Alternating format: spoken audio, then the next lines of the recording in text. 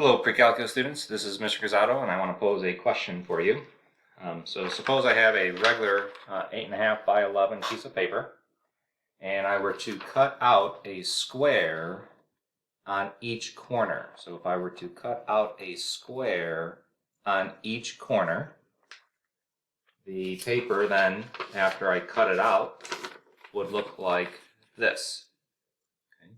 Then after I cut out each square, so I cut out, just for clarity, I cut out a little square from each corner.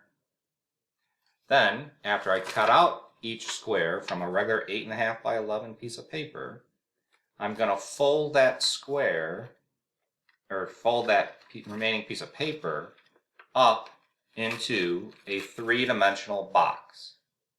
So let me repeat that. I take a regular 8.5 by 11 piece of paper. I cut out each square in a corner. So I cut each of these out. And I'm going to get this. Then I'm going to take this remaining 8.5 by 11 piece of paper and fold it so I make a three-dimensional box. And the question of interest is, what is the maximum volume of the box, and what would the dimensions of the box be to maximize the volume?